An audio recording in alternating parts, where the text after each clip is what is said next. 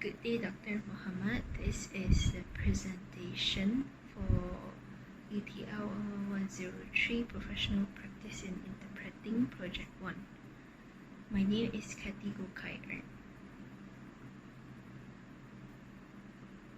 So in this Project 1, we are required to do remote simultaneous interpreting based on a 2-minute video. So the video that I chose is Obama's speech to the class of 2020 in 2 minutes by the Washington Post on YouTube.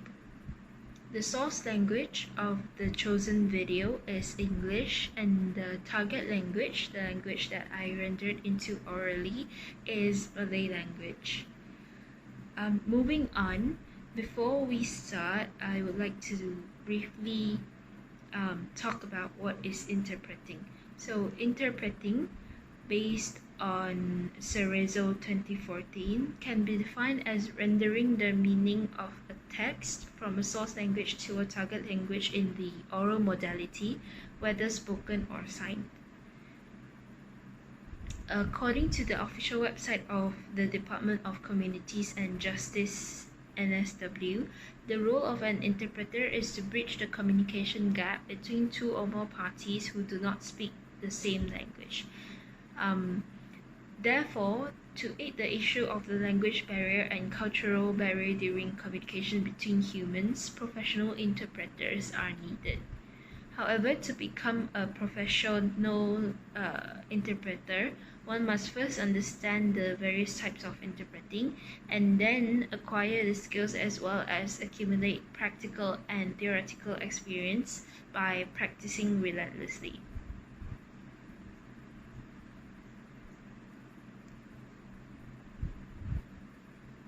So in the report for this project 1, I included an introduction that generally defined interpreting in this report itself, and also a short paragraph about the modes of interpreting, a discussion on the techniques of remote simultaneous interpreting used, a reflection on the student's performance during the interpreting session, and lastly, a conclusion of what the student learned throughout this project, as well as the references used to aid the writing of this report. For this presentation, I will be talking about the interpreting mode and techniques, as well as the difficulties faced during the interpreting session, and the discussion and the reflection, or also known as students' viewpoint, and last but not least, the conclusion and what I learned from this project itself. Moving on to interpreting mode and techniques. Interpreting mode refers to the way a message is converted from one language to another. The selection of the mode of interpreting is heavily affected by the setting, situation, and parties involved, which means it is heavily based on the location, the time, and the people involved in that particular interpreting session. So some modes of interpreting include simultaneous interpreting, consecutive interpreting, whispered interpreting, relay interpreting, liaison interpreting, and so on. Moving on to the interpreting mode and interpreting skills and techniques. So in simultaneous interpreting and remote simultaneous interpreting is very similar, but it has its own differences. For example, you can see the table here. For certain things like additional professional training, it is not required in remote simultaneous interpreting, and also basic knowledge of computer software and cloud technology is not required in simultaneous interpreting. Other than that, listening, speaking, analyzing skills are required in both simultaneous interpreting and remote simultaneous interpreting. Also, both simultaneous interpreting and remote simultaneous interpreting requires high level of focus and concentration, and both also require certain equipments, although the equipments will be different. Moving on to the difficulties of this interpreting session that I conducted. First of all, I find it difficult to keep up with the speaker's pace, mainly because the video is actually a cut by the Washington Post, and some between the speeches, the speaker does not pause.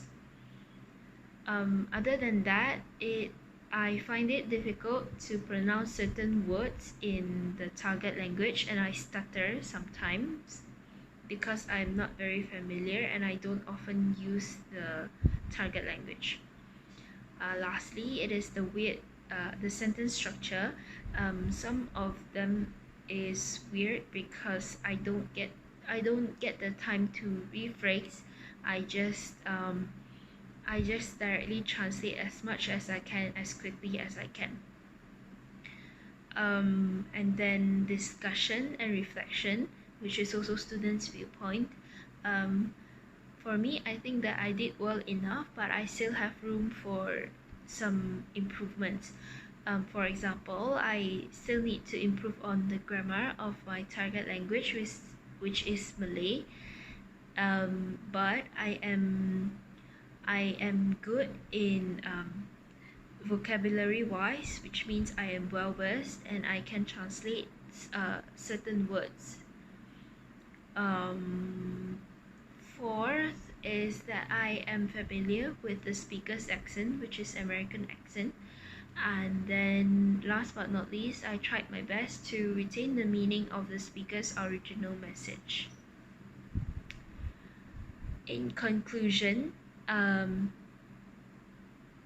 throughout this project, I learned that it is important for us to practice, because practice makes perfect, and interpreting is not easy, but with enough practice we will get better. And throughout this project, I also gained better understanding on how to conduct remote simultaneous interpreting, as well as the importance of interpreting. And yep, that's all from my presentation. Thank you for listening.